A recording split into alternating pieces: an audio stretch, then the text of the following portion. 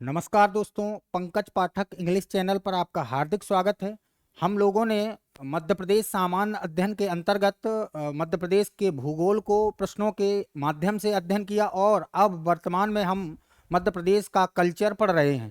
Culture के एक दो लेक्चर और बनेंगे, इसके बाद कल्चर एमपी का समाप्त हो जाएगा तो हम मध्य प्रदेश की राजनीति और मध्य प्रदेश के इतिहास और इसके बाद मध्य प्रदेश की अर्थव्यवस्था में प्रवेश करेंगे। तो आप लोग देखिएगा, टॉपिक आपके सामने है, मध्य प्रदेश के कल्चर यानी संस्कृति और सभ्यता से संबंधित है।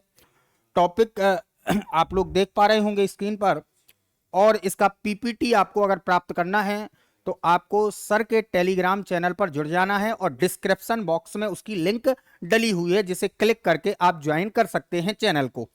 देखिएगा, तो टॉपिक का नाम क्या है? लोक नृत्य, लोक गायन, लोक नाट्य एवं चित्रकला, ये टॉपिक का नाम है। इससे भी प्रश्न बनते हैं और ये कल्चर के कुछ पार्ट इतने डिफिकल्ट होते हैं क्योंकि इनमें फैक्चुअल बातें ज़्यादा होती हैं। इस चीज़ को आपको याद रखना है। कोशिश ये करना है पूरा लेक्चर सुने, और अगर आपने कल्चर के इन टॉपिक पर अपनी पकड़ बना ली तो एमपी कहीं पर भी कठिन नहीं लगती है। चलें अब हम टॉपिक की तरफ आगे बढ़ते हैं। देखें,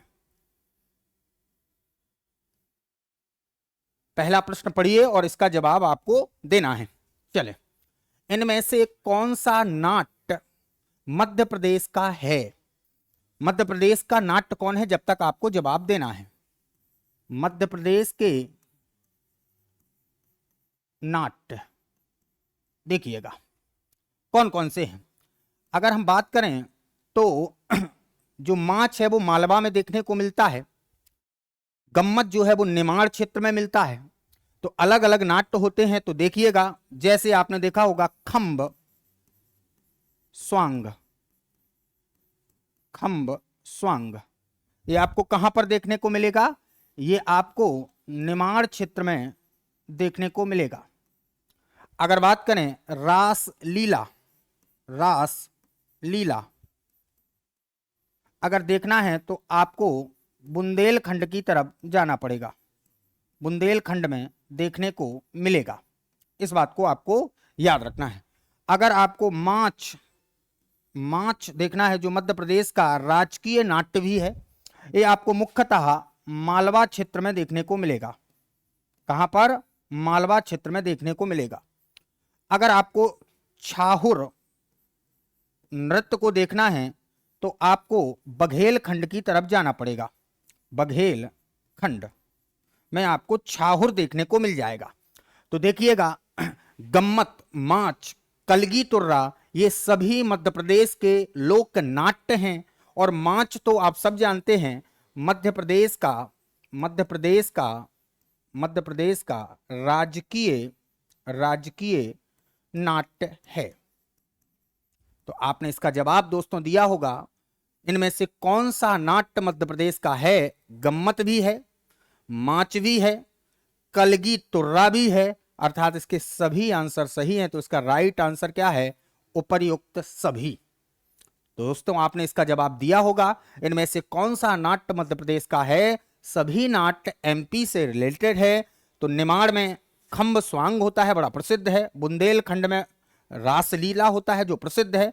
मालवा में माछ होता है जो प्रसिद्ध है। छाहुर नाट्य आपको बघेलखंड में देखने को मिल जाएगा। ठीक, यानी भौगोलिक रूप से इनको बांटा जाता है। मध्य प्रदेश के भौगोलिक लोकेशन है ये सभी।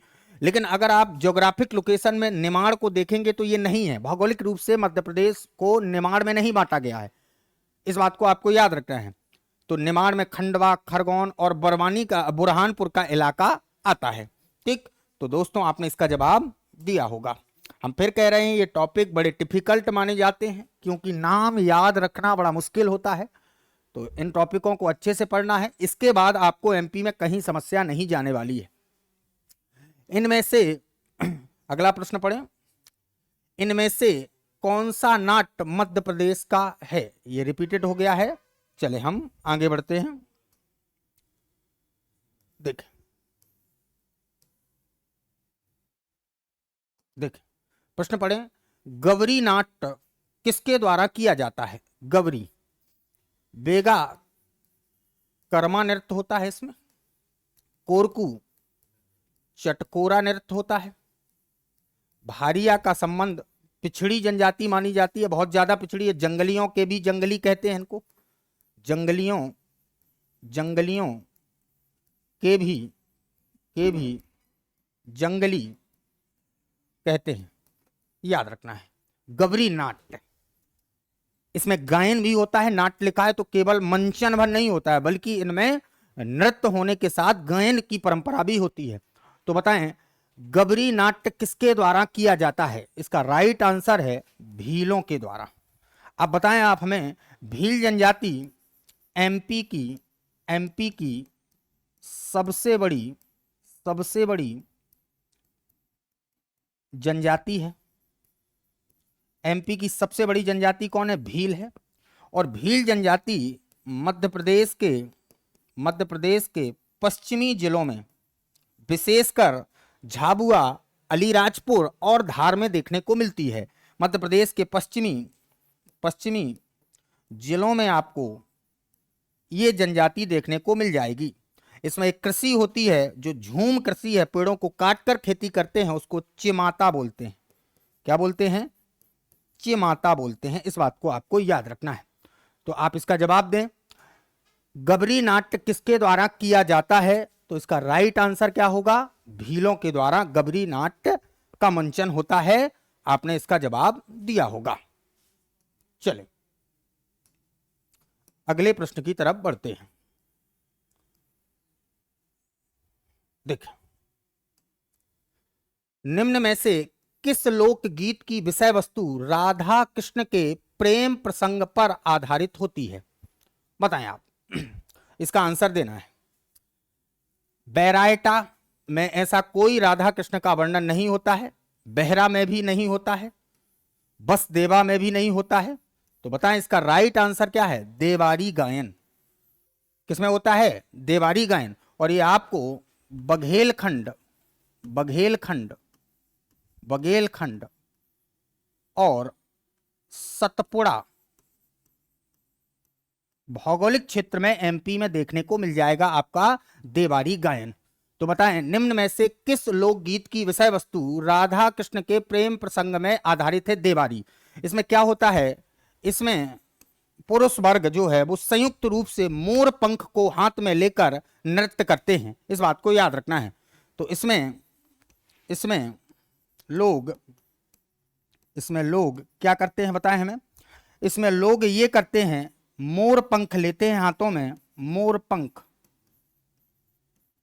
लेते हैं और नृत्य करते हैं। गायन भी होता है इसमें। इस बात को याद रखना है। गायन हर नाट्य में होता है आमतौर पर, ठीक है? नहीं तो नाट्य यानी मंचन का कोई मतलब नहीं निकलता है। तो बघेलखंड और सतपुड़ा, इसमें लोग मोर पंख लेते हैं और नृत्य करते हैं लंबे स्वर के साथ, एकदम से ऊंची आवाज निकलती है इसमें, मोर पंख। देवारी बोलते हैं उसको। क्या बोलते हैं? देवारी। बुंदेलखंड के हिस्से में भी कुछ मात्रा में होती है, इस बात को याद रखना, लेकिन मुख्यतः बघेलखंड और सतपुड़ा रेंज इसमें शामिल होती है। तो इसमें लोग मोर पंख को साथ में लेकर नृत्य करते हैं संयुक्त रूप से। इस बात को याद रखना, एकल नृत्य नहीं है ये। कैसा है? संयुक्त नृत्य है या लोकगीत है। इस बात को आपको याद रखना है। तो आपने इसका आंसर दिया होगा। शुभ अवसर यानी दीपावली के समय की यह बात होती है देवारी गायन। इस बात को आपको याद रखना है। चलिए अगले प्रश्न की तरफ बढ़ते हैं। देखें, जवाब दें। बेहरा गायन किस क्षेत्र से संबंधित है? बेहरा गायन का संबंध कहां से है? देखिएगा, मालवा में सबसे ज्यादा फेमस जो होता है माछ होता है। इस बात को याद रखना है। निमाड़ में आपको गम्मत देखने को मिल जाएगा। बघेलखंड में अभी अभी आपको बताया देवारी मिल जाएगा, देवारी नृत्य देखने को मिल जाएगा। और बुंदेलखंड में भी देवारी मिलेगा, लेकिन ज्यादातर कहां? बघेलखंड में आपको यह देखने को मिलेगा। बुंदेलखंड का स्पेशल जो नृत्य है वो राई है, जो मध्य प्रदेश का राजकीय नृत्य भी है। इस बात को याद रखना, राई है। तो बताएं बेहरा गायन किस क्षेत्र से संबंधित है? इसका राइट आंसर है बघेलखंड। ये भी, यह भी, यह भी शुभ अवसर पर, अवसर पर किया जाता है। शुभ अवसर पर ही इसका मंचन होता है या गायन होता है, इस बात को आपको याद रखना है। इसमें भी लंबे स्वर के साथ गायन इसमें किया जाता है। तो बहरा गायन किस क्षेत्र से संबंधित है? बघेल खंड से। ठीक है, तो आपने इसका आंसर दिया होगा। चलें अब हम आगे बढ़ते हैं। अगला प्रश्न देखें। बांस गीत किस क्षेत्र में गाया जाता है? बांस गीत, आप इसका जवाब दें जब तक आप। बांस गीत, देखिएगा, बांस गीत में दो लोग बांस के डंडों को हाथ में लेते हैं और एक दूसरे पर टक्कर मारते हैं बांसों की। यह नृत्य किया जाता है। तीसरा व्यक्ति भी इसमें शामिल होता है, इस बात को याद रखना है। तो बांस गीत में दो लोग बांस के डंडे लेते हैं और एक दूसरे के बांसों में टक्कर मारी जाती है इसमें, और यह भी आमतौर पर शुभ अवसरों पर होता है। शुभ अवसरों पर, अवसरों पर होता है। शुभ अवसरों पर होता है, इस बात को याद रखना है। तो बांस गीत, दो लोग बांस लेते हैं, एक दूसरे को टक्कर मारते हैं और नृत्य करते हैं इसमें, और गायन भी करते हैं, इस बात को याद रखना है। तो उसे बांस गीत कहते हैं, और बांस गीत का संबंध भी बघेल खंड से है, इस बात को आपको याद रखना है। ठीक है, ये जनजातीय प्रिय नृत्य होते हैं, इस बात को याद रखना है। उन्हीं के गायन होते हैं, इस चीज को भी आपको याद रखना है। चलें अगले प्रश्न की तरफ बढ़ते हैं। देखें, हरदौल की मनौती लोकगीत किस क्षेत्र में प्रचलित है? देखें, राजा हरदौल का संबंध, हरदौल का संबंध सबको पता है कहां से है? ओरछा से है।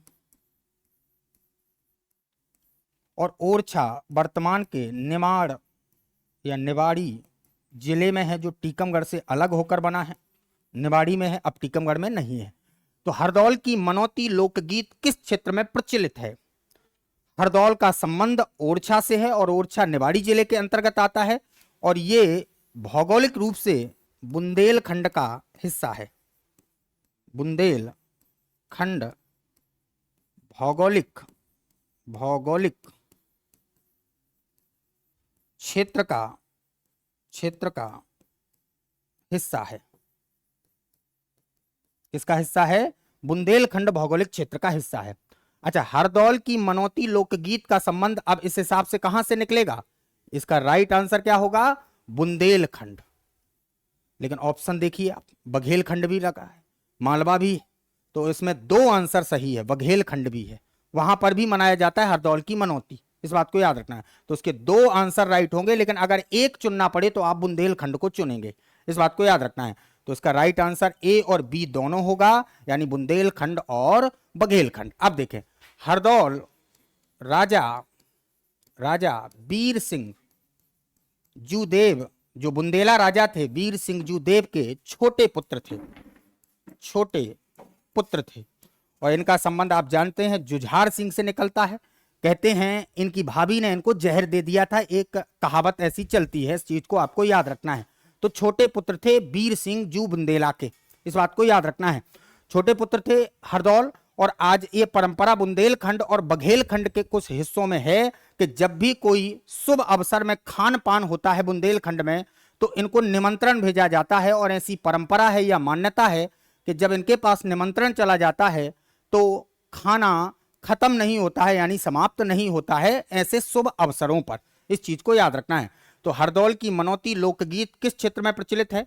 बुंदेलखंड और बघेलखंड दोनों में प्रचलित है। एक चुनना पड़े तो किसे चुनेंगे आप? बुंदेलखंड को।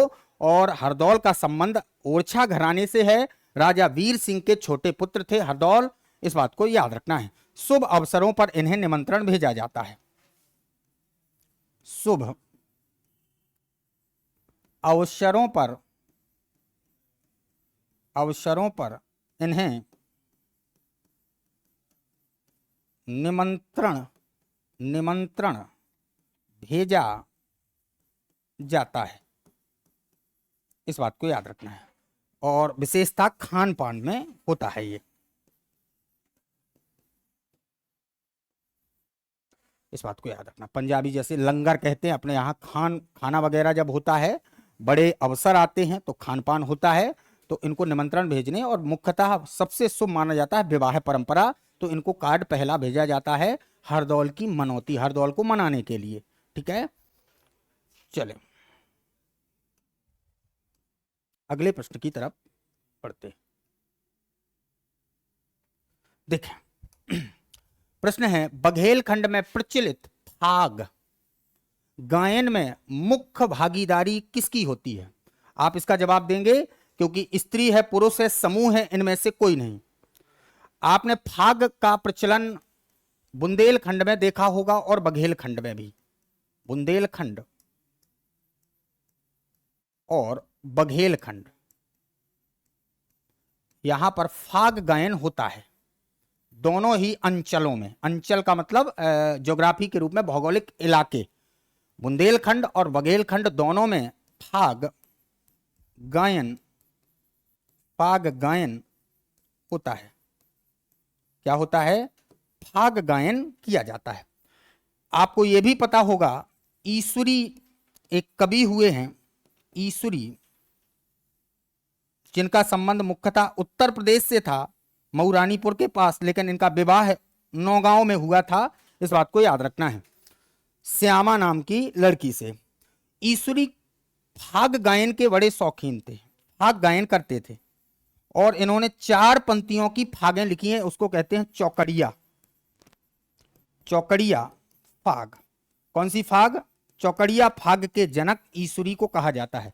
अच्छा, ईश्वरी के अलावा गंगाधर और ख्याली राम जैसे कवि भी बुंदेलखंड में रहे हैं, जगनिक भी रहे हैं। ईश्वरी, ख्याली राम और गंगाधर को वेद त्रयी नाम के कवि कहा जाता है। अब वेदों में पढ़ोगे तो वेद त्रयी ऋग्वेद, यजुर्वेद और सामवेद को बोलते हैं। अथर्ववेद वेद त्रयी में शामिल नहीं होता है क्योंकि उनकी विषय वस्तु अलग हो जाती है। लेकिन यहां पर बात क्या है, ईश्वरी के अलावा गंगाधर और ख्याली राम, ये भी कवि हैं। इनको बुंदेलखंड का वेद त्रयी बोलते हैं। तो ईश्वरी को चौकड़िया फागों का जनक कहते हैं। ये पढ़े लिखे नहीं थे, इसलिए इन्होंने कोई पुस्तक नहीं लिखी है। इनकी पुस्तकों का कई लोगों ने कंपाइल करके संकलित किया है। इस बात को याद, उनको इकट्ठा किया, उनको संकलित करवा दिया, फिर पब्लिकेशन के माध्यम से उनको छपवा दिया। आजकल पब्लिकेशन की बहुत चलती है ना डिमांड, इस बात को भी आप समझ रहे होंगे। ठीक है, तो इनकी नकल है वो जो किसी ने छाप दी है। तो बघेलखंड में प्रचलित फाग गायन में मुख्य भागीदारी किसकी होती है? इसका आंसर आपको देना है। फाग गायन महिलाएं नहीं करती हैं, इस बात को याद रखना है। समूह में भी फाग गायन नहीं होता है, एक ही व्यक्ति बोलता है फाग में, इस बात को याद रखना है। आपने देखी भी होगी और सुनी भी होगी फागों को। और ये विशेषता आपको कब देखने को मिलेगी? होली के अवसर पर। कहते नहीं अपन लोग फाग मना रहे हैं, तो इसका राइट आंसर क्या होगा? पुरुष। तो बताओ, बघेलखंड में प्रचलित फाग गायन में मुख्य भागीदारी किसकी होती है? पुरुष वर्ग की। ठीक है, आपने इसका जवाब दे दिया होगा। चले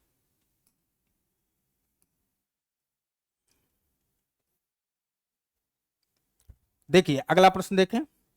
प्रसिद्ध लोक गायक तीजन बाई का संबंध किस लोकगीत से है? आला गायन से संबंधित नहीं है, जगनिक का इनका संबंध है। बेहरा गायन बघेलखंड से रिलेटेड होता है, इस बात को याद रखना है। घोटुल पाटा जो है वो एक प्रकार से हम कह सकते हैं दुखी वाले जब अवसर, मृत्यु गीत है एक प्रकार का घोटुल पाटा, इस बात को याद रखना है। ये मृत्यु गीत होता है जो बुजुर्ग लोग करते हैं, किसी की मृत्यु हो जाने पर घोटुल पाटा बोलते हैं उसे, तो इसका भी संबंध नहीं होगा। तो प्रसिद्ध लोक गायक तीजन बाई का संबंध किस लोकगीत से है? सबसे पहले तो तीजन बाई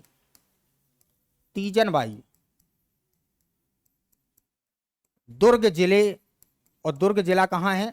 छत्तीसगढ़ में, वहां की है तीजन बाई, इस बात को याद रखना है।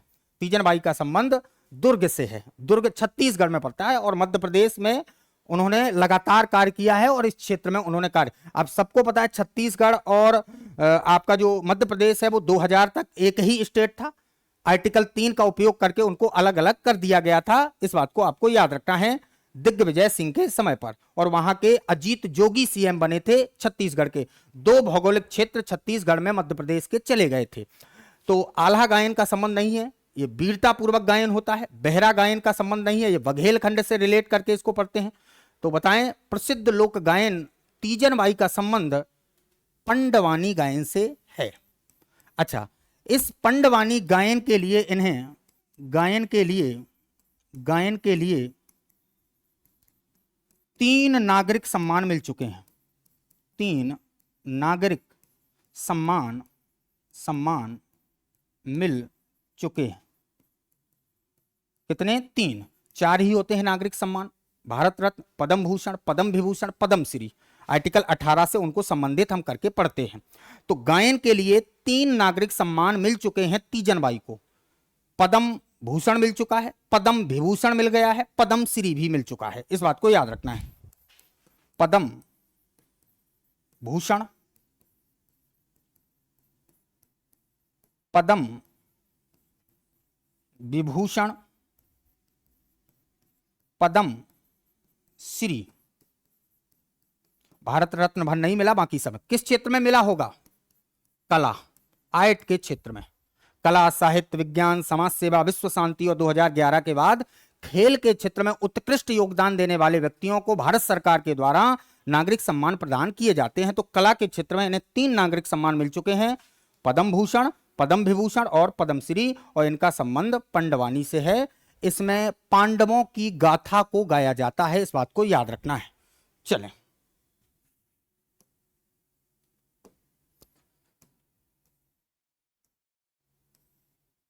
देखिएगा अगला प्रश्न। राई नृत्य मध्य प्रदेश के किस क्षेत्र का लोक नृत्य है? अब ये तो बता दोगे, ठीक है, इस बात को याद रखना। एकदम फॉल्टास गेंद मिल गई है आपको, ठीक है। सरल है, क्योंकि ये बहुत सरल नहीं है, सुना ज्यादा है इसलिए सरल है वो, ठीक है। देखिएगा, राई नृत्य जो है इसका संबंध मध्य प्रदेश के बुंदेलखंड अंचल से है, इस चीज को याद रखना है। दूसरी बात, जो राई है वह है एमपी का राजकीय नृत्य है, इस चीज को भी आपको याद रखना है। इसकी प्रसिद्ध व्यक्ति जिनका अभी वर्तमान में देहांत हुआ है उनका लिख देते हैं, राम सहाय पांडे। बाकी एक कलाकारा हैं, इसमें 2 शब्द होते हैं, बेड़िया और बेड़नी। लिखने पड़ेंगे जब आपको डिटेल में लिखना पड़ेगा, इस बात को याद रखना है। 2 शब्द इसमें प्रचलित होते हैं, एक को हम मृदंग बोलते हैं, एक को ताल बोलते हैं, इस बात को याद रखना है। तो राम सहाय पांडे, कौन? राम सहाय पांडे का वर्तमान में देहांत हो चुका है और इन्हें 4था नागरिक सम्मान मोदी सरकार ने दिया था। कब दिया था, इस बात को याद रखना है। और राम सहाय पांडे मृदंग वादक थे। कौन थे? मृदंग, ढोलक जैसा होता है मृदंग, इस बात को याद रखना है। मृदंग वादक थे। राई नृत्य में ये एक वाद्य यंत्र को बजाया करते थे, ठीक है। राम सहाय पांडे का संबंध एमपी में सागर डिस्ट्रिक्ट से है, हाँ, इस बात को याद रखना। राम सहाय पांडे, अभी वर्तमान में इनका देहांत हुआ है। तो राई नृत्य मध्य प्रदेश के किस क्षेत्र का लोक नृत्य है? ज्ञानेश्वरी भी एक लेडीज भी है, इसमें बड़ी प्रसिद्ध है, इन्होंने अंतर्राष्ट्रीय स्तर पर पहचान राई को दिलाई है। तो राई नृत्य मध्य प्रदेश के किस क्षेत्र का लोक नृत्य होगा? इसका राइट आंसर होगा बुंदेलखंड। आपने इसका जवाब दिया होगा। चलो,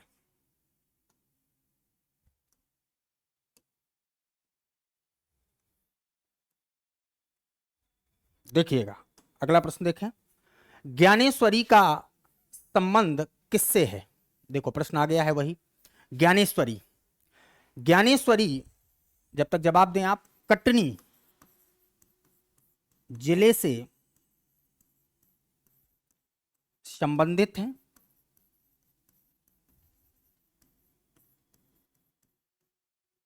ये राई की कलाकार थीं और इन्होंने राई को अंतर्राष्ट्रीय प्रसिद्धि दिलवाई है। इस बात को याद रखना है। तो ज्ञानेश्वरी का संबंध किससे है? इसका राइट आंसर आपने दिया होगा राई नृत्य से।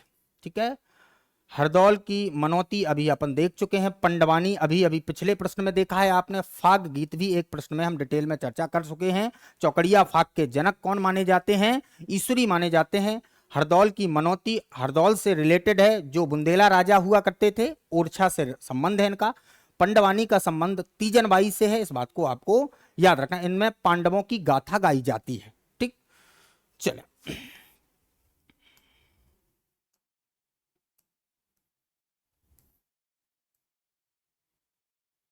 देखें अगला। देखें, काठी किस स्थान का लोक नृत्य है?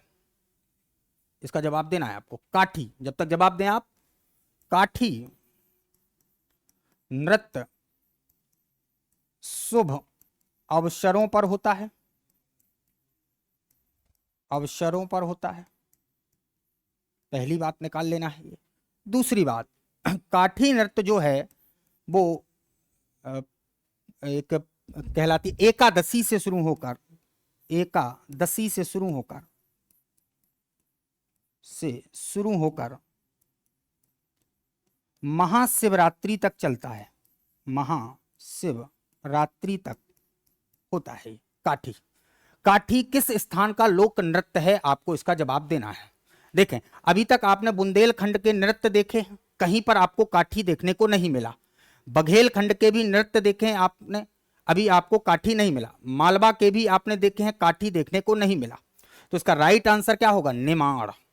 तो बताएं आप हमें, काठी किस स्थान का लोक नृत्य है? इसका राइट आंसर निमाड़ होगा।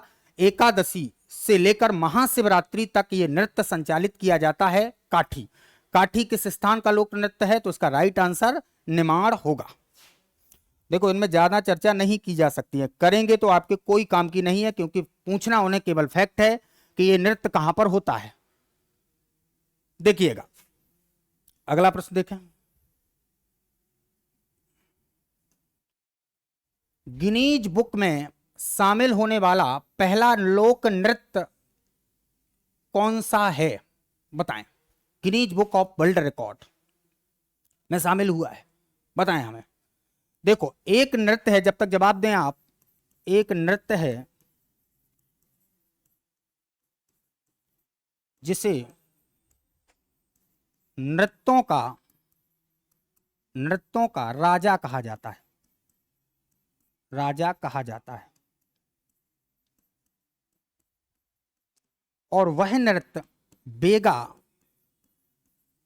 जनजाति में होता है। बेगा जनजाति में होता है। किसमें होता है? बेगा जनजाति में होता है वह नृत्य। ठीक है, इस बात को याद रखना है। अब बेगा जनजाति का संबंध कहां से है? ये अति पिछड़ी जनजाति में आती है। बेगाचक इसका भौगोलिक क्षेत्र होता है, बेगा जनजाति में होता है। दूसरी बात यह है कि बेगा आपको मुख्यतः कहां देखने को मिलेगी? ये मंडला में आपको देखने को मिल जाएगी, जहां गोंड जनजाति भी मिलती है। कुछ संख्या में छिंदवाड़ा में भी देखने को मिल जाएगी। इस बात को याद रखना है। कौन सी जनजाति? बेगा। और बैतूल में भी देखने को मिलेगी, क्योंकि आप सब जानते हैं बैतूल में क्या है? इनका मुख्य निवास स्थल बेगाचक है। इनका मुख्य निवास स्थल कौन कहलाता है? बेगाचक। तो Guinness book of world record में शामिल हुआ था 2017 में, ऐसा कहा जाता है। 2017 में स्कूली बच्चों ने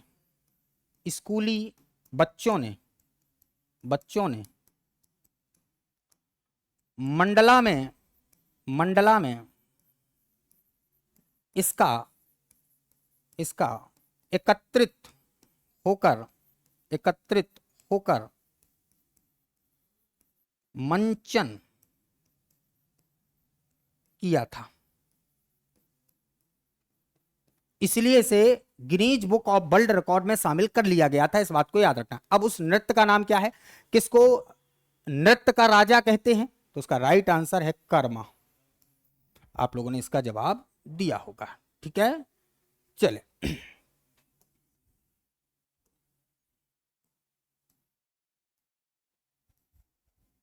देखो ये प्रश्न आ गया है, पिछला क्वेश्चनों में बोला भी है इसके बारे में। किस गीत में पांडवों की गाथा का वर्णन किया जाता है, बताएं।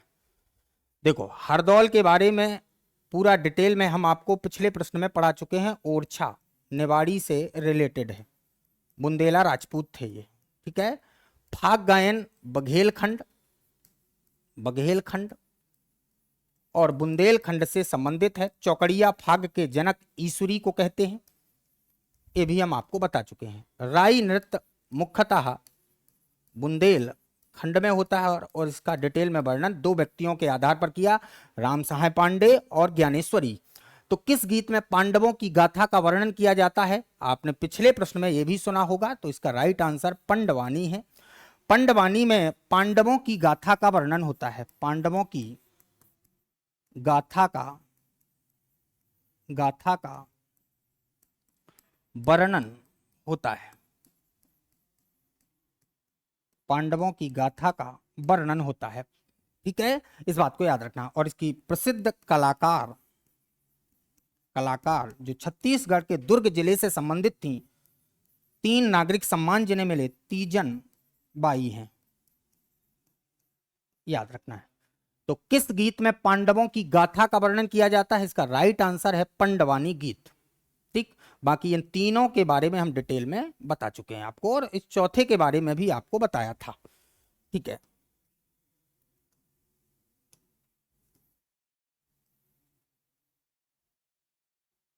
देखिएगा अगला प्रश्न है, रीना नृत्य किस जनजाति का पारंपरिक नृत्य है, इसका जवाब देना है आपको। रीना नृत्य किस जनजाति का पारंपरिक नृत्य है, बताएं। देखो भील जनजाति आपको बता चुके हैं, एमपी की सबसे बड़ी जनजाति है। पनाका नहीं है, पनिका है, इसको चेंज कर लेना है। पनिका जनजाति है, बहुत कम मात्रा में एमपी में है। ठीक है, कोरकू में चटकोरा नृत्य होता है, बताएं। बेगा बेगा में कर्मा बड़ा प्रसिद्ध है, जो नृत्यों का राजा है। अब बताएं इसका राइट आंसर क्या होगा। रीना नृत्य किस जनजाति का पारंपरिक नृत्य है, तो इसका राइट आंसर है भील। आपने इसका जवाब। अब भील में क्या होता है, एक खेती भी होती है, चिमाता, बता चुके। इसमें एक नृत्य और होता है जिसको कहते हैं भगोरिया, जिसके 3 पार्ट होते हैं, आपको पता है। गुलालिया, गुलाल लगाने वाला होली के अवसर पर। विवाह समारोह है एक प्रकार का भगोरिया नृत्य। गुलालिया, गोल गधेड़ो, इसके 3 भाग होते हैं, और उजड़ जाता तो उजाड़िया, ये 3 पार्ट में होता है। झाबुआ और अलीराजपुर तथा कुछ धार में भी ये आयोजित होता है, लेकिन मुख्यतः भगोरिया जो है वो झाबुआ में होता है, भील जनजाति से संबंधित है। तो आपने दोस्तों इसका जवाब दिया होगा। देखें अगला प्रश्न देखिए, मध्य प्रदेश में कंघी कला का आविष्कार,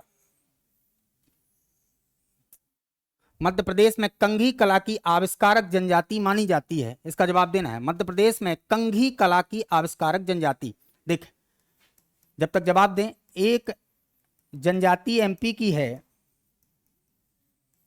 जो अत्यधिक श्रृंगार प्रिय जनजाति है।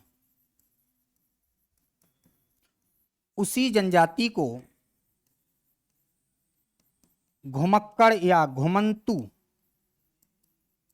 जनजाति भी कहते हैं, घुमंतु जनजाति भी उसी को कहा जाता है। ठीक, तो मध्य प्रदेश में कंघी का आविष्कार करने वाली जनजाति का नाम क्या है? इसका जवाब आपको देना है। ये राजस्थान में भी ये जनजाति है और मध्य प्रदेश में भी ये प्रसिद्ध है। तो बताएं इसका राइट आंसर क्या होगा? बंजारा। ठीक है, बंजारा घुमंतू जनजाति मानी जाती है, श्रृंगार प्रिय जनजाति मानी जाती है, आदिवासी टाइप के होते हैं और घूमने निकल जाते हैं कहीं भी। तो एक जनजाति है जो अत्यधिक श्रृंगार प्रिय जनजाति है और वह जनजाति घुमंतू जनजाति कहलाती है और इसी को कंघी का आविष्कारक माना जाता है। इस बात को याद रखना है। चलिए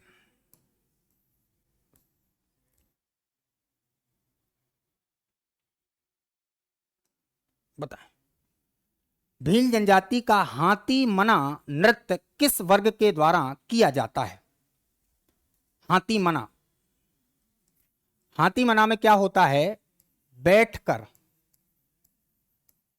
लोग तलवार का प्रदर्शन करते हैं, प्रदर्शन करते हैं, याद रखना है। और बहुत सारे ग्रुप में लोग होते हैं, इस बात को याद रखना है। तो भील जनजाति का हाथी मना नृत्य कैसा होता है? संयुक्त होता है, संयुक्त रूप से होता है। तो बताओ, इसमें लिखा है महिला वर्ग, पुरुष वर्ग, सामूहिक वर्ग, इनमें से कोई नहीं। तो इसका राइट आंसर क्या होगा? सामूहिक वर्ग। तलवार का प्रदर्शन होता है, इसमें बैठकर लोग तलवार चलाते हैं, उसी को हाथी मना नृत्य कहा जाता है।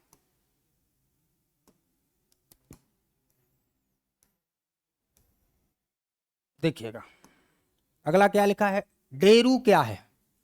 डेरू भील जनजाति का वाद्य यंत्र है, भील जनजाति द्वारा की जाने वाली कृषि है, भील जनजाति द्वारा बनाई गई दरी है, भील जनजाति द्वारा बनाई गई गुड़िया है। अच्छा बताएं, भील जनजाति द्वारा बनाई गई दरी का नाम पुंजा दरी है, पुंजा दरी है, याद रखना है। भील जनजाति द्वारा की जाने वाली खेती चिमाता है। तो क्या होगा? ये भील जनजाति का वाद्य यंत्र होगा। डेरू लिखा है तो ये डमरू का ही रूप है, बड़ा रूप है डमरू का, याद रखना है। डमरू का बड़ा संस्करण कह सकते हैं या बड़ा रूप है, संस्करण है। डमरू का क्या है? बड़ा संस्करण। बांस का बनाया जाता है, बांस का बनाया जाता है। काहे का बनाया जाता है? बांस का। तो डेरू क्या है? भील जनजाति का वाद्य यंत्र है, इस बात को याद रखना है। और बाकी कौन क्या है ये हम आपको बता, अब ज्यादा डिटेल नहीं पढ़ना है। भील के बारे में जनजाति में भी पढ़ा है और यहां पर भी कई बार अपन ने पढ़ लिया है। चले अगला देखिएगा। देखिए प्रश्न क्या है? रेलो गीत मध्य प्रदेश की किस जनजाति के युवक और युवतियों का बहुत पसंदीदा गीत है? बताएं। रेलो गीत, जो रेलो गीत होता है, रेलो गीत शुभ अवसरों पर, अधिकतर शुभ मिलेगा घोटुल पाटा को छोड़कर, शुभ अवसरों पर, अवसरों पर किया जाता है। कब किया जाता है? शुभ अवसरों पर रेलो गीत होता है। एक पंक्ति टाइप की बनती है, इसमें ग्रुप समूह में होता है, इस बात को याद रखना है। तो रेलो गीत मध्य प्रदेश की किस जनजाति के युवक और युवतियों का बहुत पसंदीदा गीत है? इसका आंसर क्या है? इसका आंसर आपको देना है। तो इसका राइट आंसर क्या है? भील जनजाति। अब भील कहां है? एमपी के, देखो बार बार रिपीट हो रहा है, एमपी के पश्चिमी जिले में है, पश्चिमी जिले में है। सबसे बड़ी जनजाति यही है संख्या में, समूह में गोंड है सबसे बड़ी, इस बात को याद रखना है। ठीक, तो रेलो गीत मध्य प्रदेश की किस जनजाति के युवक और युवतियों का बहुत पसंदीदा गीत होता है? तो इसका राइट आंसर भील होगा।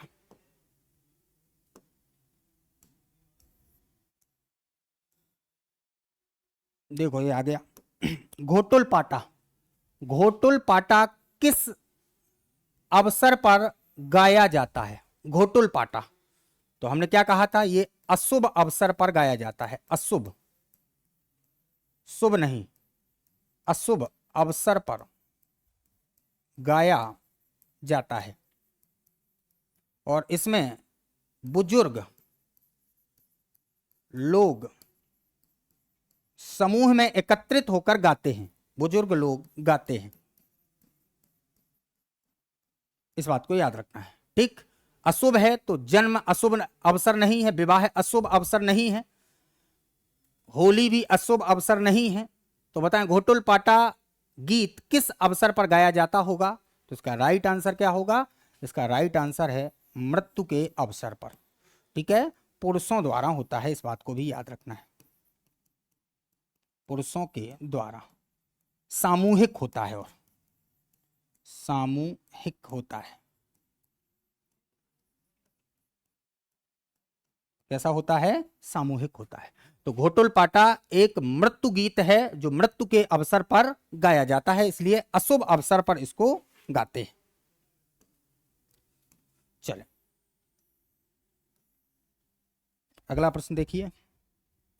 नौरता मध्य प्रदेश के खालिस्तान क्षेत्र में अविवाहित लड़कियों के द्वारा किया जाने वाला नृत्य है। देखो नौरता, इसमें क्या होता है? पहले तो अविवाहित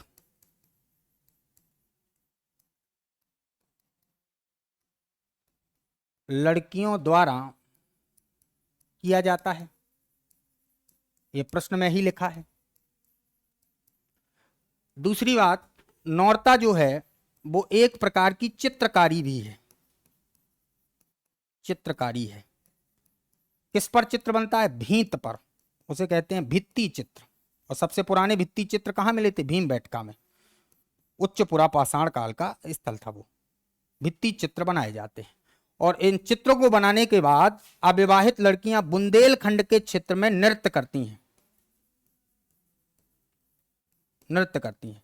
और ये आम तौर पर या तो कोई त्योहार होगा, फेस्टिवल होगा शुभ, या मुख्य रूप से कहें तो विवाह के अवसर पर नौरते बनाए जाते हैं। इस बात को याद रखना। आज भी ये बुंदेलखंड में परंपरा होती है। गांव में जाएंगे, शहर में भले ही हम लोग आ गए हैं लेकिन शहर में भी नौरते होते हैं, इस बात को याद रखना है।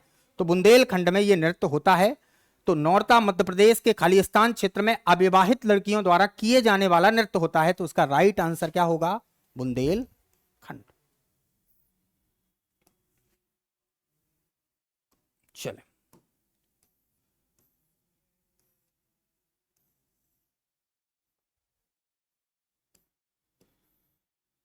चले देखिए, एक दो प्रश्न और होंगे। देखिए देखो, हम फिर कह रहे हैं बार बार, ये जो टॉपिक है आपका बड़ा फैक्चुअल टॉपिक माना जाता है और बार बार रिपीट कर रहे हैं। ये आपको बहुत ज्यादा भूलेगा भी, कितने बार भी आप पढ़ेंगे आपको अधिकतर चीजें स्किप होगी इसकी। इस चीज को याद रखना है आपको। केवल यही टॉपिक है जो आपको कंफ्यूज कर देगा, या एक टॉपिक होता है मध्य प्रदेश में साहित्यकार वाला जो आपको कंफ्यूज करता है। बाकी कोई टॉपिक इतने कंफ्यूज नहीं करते। देखें, भर्तहरि लोक कथा का पाठ निम्न में से किस क्षेत्र में होता है? पहले तो आप बताओ भर्तहरि हैं कौन, जब तक जवाब दें आप। भर्तहरि भी लिखा रहता है तो ये लिख दो, चाहे लिख दो भर्तहरि। देखो एक वंश है गिल्ल वंश, ना पढ़ा होगा शायद, इतिहास में पढ़ाएंगे कभी, लेकिन गिल्ल से इनको रिलेट ना करके इनको रिलेट करते हैं चंद्रगुप्त द्वितीय से, विक्रमादित्य से, जो उज्जैन से संबंधित राजा रहे, लेकिन वो विवादित है। इस बात को याद रखना है। तो गिल्ल इनका वंश था, जो गंधर्व सेन वंश के नाम से भी जाना जाता है, जो मध्य प्रदेश के उज्जैन में राज करता रहा है। जब आप एमपीपीएससी निकालेंगे तो उसका सिलेबस में पहला यूनिट जब निकालेंगे तो उसमें लिखा हुआ है मध्य प्रदेश के प्रमुख राजवंश, उसमें आता है वो गिल्ल वंश। ठीक है, जिसे गंधर्व सेन वंश के नाम से भी हम जानते हैं, और उनसे रिलेट करके भर्तहरि को जोड़ा जाता है। लेकिन इतिहासकार इनको अलग अलग जोड़ते हैं, कोई इन्हें गुप्त वंश से जोड़ता है, और उसका हमने बता दिया इनका संबंध चंद्रगुप्त द्वितीय विक्रमादित्य से निकाला जाता है। चलें, भर्तहरि उज्जैन के प्रसिद्ध राजा रहे, प्रसिद्ध राजनीति में नहीं रहे हैं, लेखन और प्रेम संबंध में बड़े रहे हैं। देखिएगा कैसे, अभी आपको पता चलेगा। भर्तहरि की गुफाएं, इनकी गुफाएं उज्जैन में ही हैं, और उज्जैन का संबंध कहां से है आप सबको पता है, कौन से अंचल से है, मालवा से। तो आंसर तो मिल गया होगा आपको, मालवा अंचल से है। कहां से है, मालवा अंचल से। भर्तहरि या भर्तहरि, वहीं पर इनकी गुफाएं हैं। देखिएगा, तो भर्तहरि लोक कथा का पाठ निम्न में से किस क्षेत्र में होता है। देखिएगा इसमें क्या होता है, इसमें भर्तहरि और इनकी एक दूसरी पत्नी पिंगला,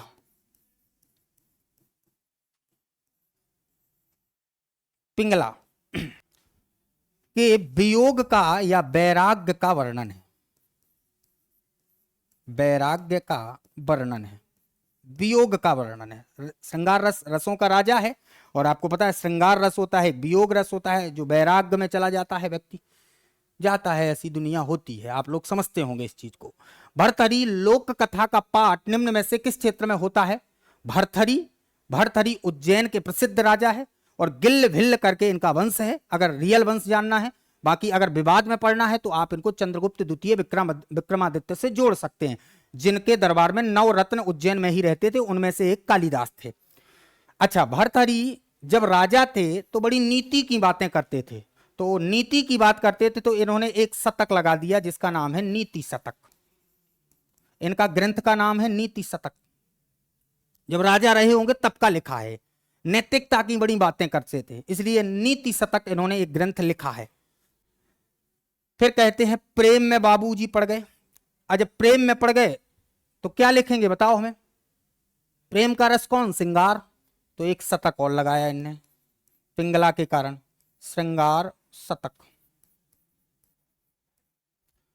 अब पिंगला बड़ी सुंदर थी और उनसे इन्हें हो गया शक हुआ था। और हम नहीं कह रहे हैं, ये किताबें पढ़ लोगे तो आपको समझ में आ जाएगा। जो उज्जैन मतलब कहते हैं उज्जैन से संबंधित रहे, और जो भी विद्यार्थी संस्कृत से एमए करता है उन्हें साहित्य में ये सब पढ़ना पड़ता है, बड़ा डिटेल में वर्णन पढ़ना पड़ता है उनका। तो नीति शतक, श्रृंगार शतक पिंगला के प्रेम में जब पढ़े, बड़ी सुंदर थी, और जब उनसे शक हुआ तो उनको छोड़कर भाग गए थे ये राजपाट छोड़कर, और बाद में उनका ये शक गलत साबित भी हुआ था, इस बात को भी याद रखना है। तब मनाने भी आए थे, ये सब कहानियां इसमें लिखी हुई हैं। और अंत में वैराग्य तरफ ही व्यक्ति जाता है, उसको कहते हैं वैराग्य शतक। तो एक शतक इनने वैराग्य शतक भी लगा दिया। तो नीति शतक, श्रृंगार शतक और वैराग्य शतक नाम के ग्रंथ भर्तहरि ने लिखे हैं। और भर्तहरि लोक कथा का पाठ निम्न में से किस क्षेत्र में होता है, तो इसका राइट आंसर क्या होगा, मालवा, क्योंकि उज्जैन मालवा में आता है। ठीक, आप लोगों ने इसका जवाब दे दिया होगा। देखो, जहां कहानी होगी वहां हम बहुत बताने का प्रयास करेंगे ताकि कभी ना भूले, एक्स्ट्रा आ जाए, और जहां तथ्य होंगे तो तथ्यों के माध्यम से ही उस पर चर्चा की जाएगी। बस इतना ही होगा शायद अब। देखिएगा, निम्नलिखित में से कौन सा नृत्य प्रदर्शन देवी रनुबाई और धनियार सूरदेव को समर्पित है, बताएं आप। इसमें लिखा है बधाई, बरेदी, गणगौर, मटकी, बताएं आप। निम्न में से कौन सा नृत्य प्रदर्शन देवी रनुबाई और धनियार सूरदेव को समर्पित है, बताएं। अच्छा, इसमें क्या होता है, समूह में ही होता है, ये समूह में भी या समूह में ही ये क्या होता है, नृत्य होता है। इसमें क्या किया जाता है, देवी रनुबाई और धनियार सूरदेव का, सूरदेव के क्या होते हैं, रथ होता है, 7 घोड़े होते हैं उसमें। एक वंश अगर इतिहास में कभी पढ़ेंगे तो आप उस वंश का नाम जानते हैं, सातवाहन वंश। सातवाहन वंश का नाम सातवाहन इसलिए पड़ा क्योंकि वो सूर्य देवता को पूजते थे, इस बात को याद रखना है। तो इनके रथ को एक आकृति देकर सिर पर रखा जाता है और फिर नृत्य और गायन होता है, इस बात को याद रखना है। तो बताएं, बधाई है वो, बरेदी है वो, गणगौर है वो, मटकी है वो, इस हिसाब से आप मटकी टिक लगा देंगे, इस बात को याद रखना है। तो बताएं इसका राइट आंसर क्या होगा, इसका राइट आंसर है गणगौर। ठीक है, गणगौर को एक धार्मिक नृत्य भी कहा जाता है, इसलिए सूरदेव आए हुए हैं। इस बात को याद रखना है। तो निम्न में से कौन सा नृत्य प्रदर्शन देवी रनुबाई और धनियार सूरदेव को समर्पित है? इसका राइट आंसर गणगौर होगा।